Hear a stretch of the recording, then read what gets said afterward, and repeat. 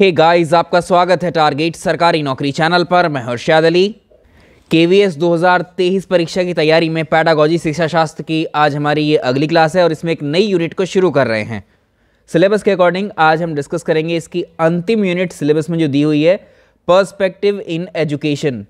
तो perspective in education में जो आपके टॉपिक दिए हुए हैं उसमें पहला ही टॉपिक आपको जो पढ़ना है वो है role of school in achieving aims of education, यानी शिक्षा के लक्ष्यों को प्राप्त करने में स्कूल किस तरह की भूमिकाएं या कैसे भूमिकाएं निभाते हैं। इसके बाद में आप देखें तो नेशनल एजुकेशन पॉलिसी 2020 NEP 2020 को पढ़ना है हमें। उसके बाद में इसमें कई सारे टॉपिक्स आपके और दिए हैं इस यूनिट में, जैसे फाउंडेशनल लिटरेसी और न्यूमरेसी है, करिकुलम है, और इसी में ही आपको राइट टू एजुकेशनल एक्ट 2009 को भी पढ़ना है। तो आज का पहला और बेसिक टॉपिक हम डिस्कस करेंगे कि शिक्षा के लक्ष्यों को प्राप्त करने में स्कूल की क्या भूमिका होती है। आपसे मेरी रिक्वेस्ट है आप वीडियो पर अपना रेस्पॉन्स दिया करें। अगर आपको पसंद आते हैं तो इसको लाइक और शेयर कर दिया करें। सिलेबस के अकॉर्डिंग ये 5वीं और अंतिम यूनिट है, लेकिन हमारी ये सेकंड यूनिट है। इससे पहले हम पहली यूनिट को डिस्कस कर चुके हैं जो थी अंडरस्टैंडिंग दी लर्नर्स, शिक्षार्थियों को समझने वाली, जिसमें हमने कॉन्सेप्ट ऑफ ग्रोथ को समझा है, ठीक है, और प्रिंसिपल्स ऑफ डेवलपमेंट को समझा है। रोल ऑफ प्राइमरी और सेकेंडरी सोशलाइजेशन एजेंसीज को हमने कवर कर लिया। आइए शुरुआत करते हैं, अब इसको समझते हैं। तो इसमें जो है अगर हम बात करें सबसे पहले शिक्षा के लक्ष्यों को प्राप्त करने की, शिक्षा के लक्ष्यों को प्राप्त करने में स्कूल की भूमिका में सबसे पहले हम शिक्षा के लक्ष्यों पर ही नज़र डाल लेते हैं और स्कूल इन लक्ष्यों को प्राप्त करने में किस तरह से हेल्प करते हैं ये बात करेंगे। तो इस यूनिट की ये बेसिक क्लास है। शिक्षा का जो अर्थ है वो सीखने और सिखाने से संबंधित होता है। एक बालक जन्म के बाद से सबसे पहले अगर हम बात करें तो सबसे पहले जो शिक्षा प्राप्त करता है वो अपनी माँ से प्राप्त करता है।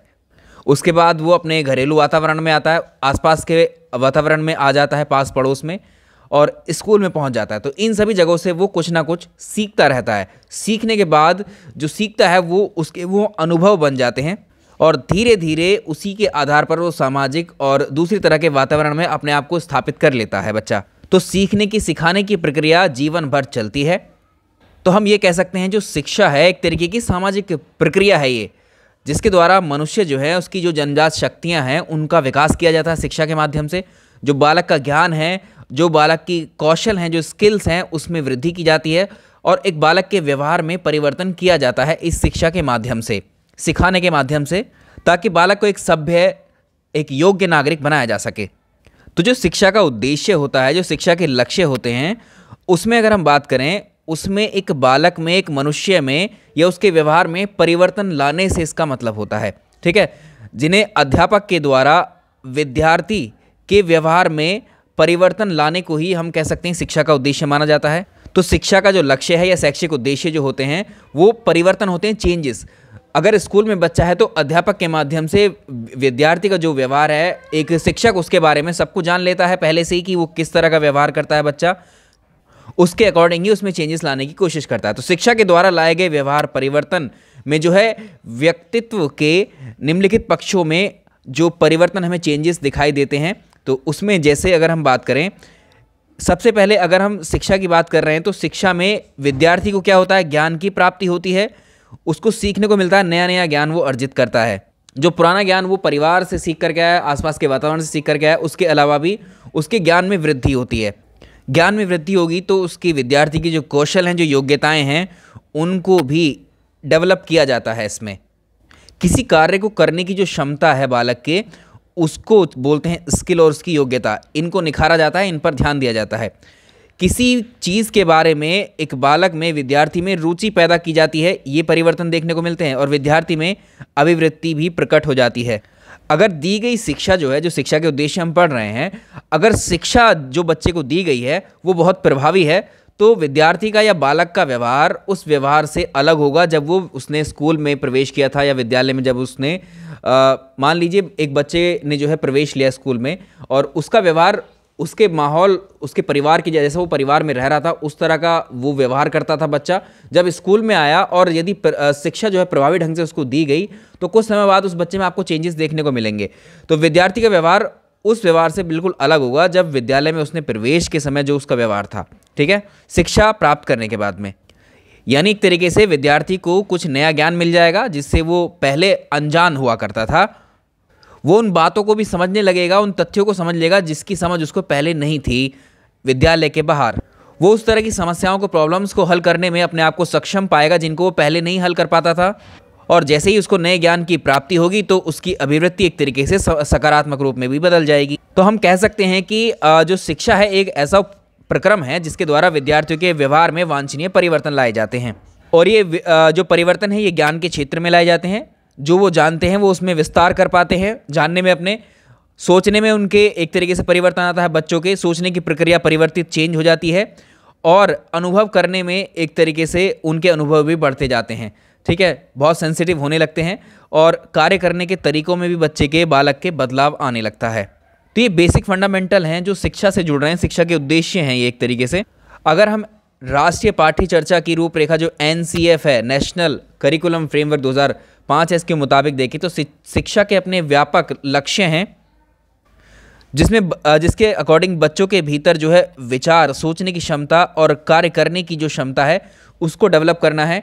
ठीक है, यह स्वतंत्रता, दूसरों के कल्याण और उनकी भावनाओं के प्रति बच्चों को संवेदनशीलता, एक तरीके से संवेदनशील बनाना है। बच्चों को नई परिस्थितियों के प्रति लचीले और मौलिक ढंग से पेश आने के लिए तैयार करना होता है। आर्थिक प्रक्रियाओं और सामाजिक बदलाव की ओर कार्य करने और उनमें योगदान देने के लिए उनकी क्षमता का विकास करना। क्षमता का मतलब यहाँ स्किल से ही है। जब बच्चे के पास ज्ञान आएगा तो उसके विचारों में भी चेंजेस, परिवर्तन देखने को मिलेंगे। तो शिक्षा के उद्देश्यों को अगर आप देख रहे हैं वो कई तरह के उद्देश्य हो सकते हैं। जैसे हम NCF में देखें तो इसमें कहा गया है कि शिक्षा को मुक्त करने वाली प्रक्रिया के रूप में देखा जाना चाहिए। शिक्षा की प्रक्रिया को सभी तरह से शोषण और अन्याय, गरीबी, लिंग भेद, जाति से मुक्त होना पड़ेगा जो हमारे बच्चों को इस प्रक्रिया से वंचित करते हैं। ये मानव संसाधन विकास मंत्रालय की पहल पर प्रोफेसर यशपाल की अध्यक्षता में इसका निर्माण किया गया था कि ज्ञान को केवल किताबी ज्ञान से नहीं बल्कि बाहरी जीवन से भी जोड़ा जाए। तो जो स्कूली ज्ञान, जो किताबी ज्ञान बच्चों को दिया जा रहा है वो किताबों तक सीमित नहीं रहे, उसको बाहरी जीवन से जोड़ दिया जाए। यानी सामाजिक रूप से बच्चा किस तरह से व्यवहार करेगा वो ये हेल्प करे, जो भी उनने शिक्षा ग्रहण की है उसके अकॉर्डिंग ही करे वो। इसके अलावा विद्यार्थियों को जो रटंत्र प्रणाली है इससे मुक्त किया जाए और पाठ्य पुस्तक पर आधारित शिक्षा ना हो। तो एक तरीके से शिक्षा राष्ट्रीय मूल्यों के प्रति आस्थावान विद्यार्थियों को तैयार करती है। शिक्षा के माध्यम से बालक में बहुत सारे गुणों का विकास होता है और ज़्यादातर जो है वो सामाजिक रूप से अपने आप को स्थापित करने में सफल होता है। इस शिक्षा के उद्देश्यों को अगर हम देखें तो शिक्षा के उद्देश्य समय समय पर जो है चेंज भी होते रहते हैं और इसके उद्देश्य कई सारे हो सकते हैं। शिक्षा के उद्देश्य कई सारे हो सकते हैं। जैसे आज वर्तमान समय को भी ध्यान में हमें रखना होगा। तो शिक्षा को अगर आप देखें, अगर हम शिक्षा प्राप्त कर रहे हैं, आप शिक्षा प्राप्त कर रहे हैं, तो सभी जो लोग शिक्षा प्राप्त करते हैं उनसे ये अपेक्षा की जाती है कि शिक्षा जो है जो वो ग्रहण कर रहे हैं उसी तरह की शिक्षा वो पाएँ कि उनके जीविकोपार्जन में भी वो एक तरीके से हेल्प करे। क्योंकि जो जीविकोपार्जन की समस्या है ये बहुत समय से ही रही है, हर युग में रही है। तो जीविकोपार्जन का जो शिक्षा का उद्देश्य है, जीविकोपार्जन भी जो है इसमें एक पर्पज़ में शामिल होता है शिक्षा। इसके अनुसार एक बालक को किसी भी व्यवसाय की इसमें जानकारियाँ दी जाती है जिससे वो अपने भविष्य में चुन सकता है कि हाँ मुझे इस फील्ड में काम करना है या इसी में अपना करियर बनाना है। तो ये क्लास बहुत बेसिक है। अगली क्लास में हम जो पढ़ने वाले हैं वो नेशनल एजुकेशन पॉलिसी को पढ़ेंगे। तो इसमें एक जनरल चीज़ें हैं जो हम डिस्कस कर रहे हैं अभी, ताकि आपको इसी जो यूनिट है इसका आइडिया लग जाए। शिक्षा का उद्देश्य, भाई शिक्षा का पर जो प्रथम उद्देश्य है अगर हमें देखना चाहिए तो ज्ञान अर्जन है। ठीक है, यानी ज्ञान की प्राप्ति। भाई सबसे पहले जब शिक्षा प्राप्त करेगा तो उसको ज्ञान की प्राप्ति ही होगी। तो सबसे प्रमुख उद्देश्यों में अगर हम देखें तो ज्ञान की प्राप्ति जो है, ये लर्निंग जो है एक तरीके से ये सबसे इम्पॉर्टेंट है शिक्षा का एम्स। अगर आप सुकरात की बात करें, प्लेटो की बात करें, अरस्तु की बात करें, इन सभी विद्वानों ने शिक्षा के इस उद्देश्य को ज़्यादा महत्व दिया है। सबसे इम्पॉर्टेंट, और चलिए सबसे इम्पॉर्टेंट ज्ञान की प्राप्ति है। ज्ञान की प्राप्ति होने के बाद में ही बाकी सारे उद्देश्यों की पूर्ति होती चली जाती है।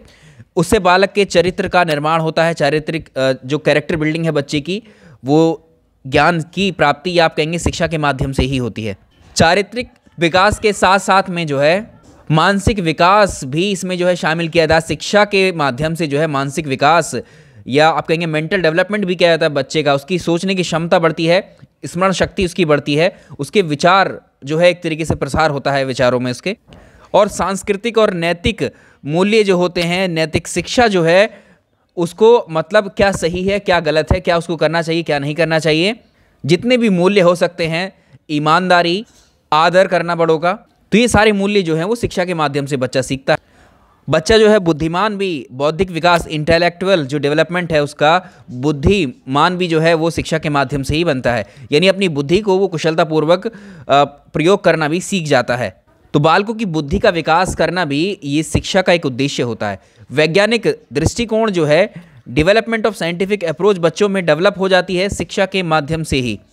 बहुत सारे अंधविश्वास हमारे देश में आज भी चलते हैं, बहुत सारी गलत परंपराएं हैं और यहाँ पर अंधविश्वास और जो पुराने विचार चलते आए हैं तो उनके अगेंस्ट जो है वैज्ञानिक या लॉजिकल एक तरीके से डेवलपमेंट बच्चों का बेहद ज़रूरी हो जाता है, तो जो कि शिक्षा के माध्यम से ही पॉसिबल है। समाज में जो व्याप्त कुरीतियां हैं, जैसे पहले से चली आ रही थी, समाज में देखो जातियां भी मिलेंगी, जाति प्रथा हैं, अभी बाल विवाह हैं, दहेज प्रथा है, पर्दा प्रथा है, बहुत सारी कुरीतियां पहले से विद्यमान थी हमारे इस समाज में। तो शिक्षा का उद्देश्य इन कुरीतियों को समाप्त करने का है। ठीक है, शिक्षित लोग इन कुप्रथाओं का आपने देखा होगा हमेशा से ही विरोध करते हैं। तो ये शिक्षा के उद्देश्य होते हैं। अब अगर हम बात कर रहे हैं ज्ञान की प्राप्ति की, शिक्षा क्या है भाई? शिक्षा एक तरीके से ज्ञान है, ज्ञान की प्राप्ति है। अब इस ज्ञान की प्राप्ति को प्राप्त करने के लिए कुछ संस्थाएं, कुछ सिस्टम तो बनाना ही पड़ेगा। तो उसके लिए ऐसी संस्थाएं, स्कूलों को कहा गया या विद्यालय को कहा गया जहां पर शिक्षा प्राप्त की जाती है। भाई शिक्षा के जितने उद्देश्य भी हमने अभी डिस्कस किए हैं, वो उद्देश्य को फुलफिल करने के लिए, उन उद्देश्यों की पूर्ति के लिए कोई एक ऐसी संस्था, कोई एक ऐसा तंत्र, कोई एक ऐसा सिस्टम होना चाहिए जो इनको प्राप्त करने में मदद करे। वही होते हैं हमारे विद्यालय और स्कूल, हम कह सकते हैं इन्हें। तो विद्यालय क्या हुआ? एक ऐसा साधन है जिसके माध्यम से बालकों को प्रेरणा यानी मोटिवेशन और वयस्कों जैसी भूमिका निभाने के लिए ट्रेंड या प्रशिक्षित किया जाता है। और साथ ही चलिए इसको अब देख लेते हैं, लक्ष्य को प्राप्त करने में कैसे विद्यालयों की भूमिका होती है शिक्षा को। देखो, नई पीढ़ी में जो प्रशिक्षित है, जो ट्रेनिंग है, इसको प्रशिक्षित करने में शिक्षा की सबसे ज़्यादा भूमिका होती है, क्योंकि इसी दृष्टि से विद्यालय सामाजिक संस्था के रूप में शिक्षा की उद्देश्य की पूर्ति करते हैं। एक बालक का अगर आप विकास देख रहे हो भाई, एक बालक का जो विकास है उसमें बहुत सारे विकास शामिल हैं, शारीरिक है, मानसिक है ना, सामाजिक है। तो कुछ उसको परिवार से डेवलपमेंट मिलना शुरू होता है और कुछ जो है और ज़्यादा एज में भी नहीं, वो जो है कम उम्र में ही जब स्कूल में प्रवेश ले लेता है तो बाकी डेवलपमेंट उसका वहीं पर शुरू होता है। तो विद्यालय अपने आप में बड़ा महत्वपूर्ण इंपॉर्टेंट रोल प्ले करते हैं एक बालक को प्रशिक्षित करने में, या आप कह सकते हैं शिक्षा को ग्रहण करने में, या बालकों को सिखाने में, या बालकों को ज्ञान देने में। ज्ञान अपने आप में कोई छोटा टर्म नहीं है, ज्ञान एक व्यापक शब्द है जिसमें दुनिया भर की सारी चीज़ें जाएंगी, जिसमें एक बच्चा सीखता है जिसको। तो विद्यालय को एक सामाजिक और राजनीतिक संगठन के रूप में समझाने का प्रयास सबसे पहले हैथॉर्न और पीटर के द्वारा किया गया। अब ये भाई जो विद्यालय है सामाजिक संस्था के रूप में, अगर बच्चे को इतना ट्रेन कर रही हैं, शिक्षा के उद्देश्यों को फुलफिल करने की विद्यालय कोशिश कर रहे हैं, तो कुछ करके दिखाना पड़ेगा विद्यालयों को, क्या क्या एक्टिविटीज़ वहाँ पर करवाई जाती हैं जिससे बालकों का इस तरह का डेवलपमेंट हो, जिससे उनको शिक्षा अच्छे से मिल सके।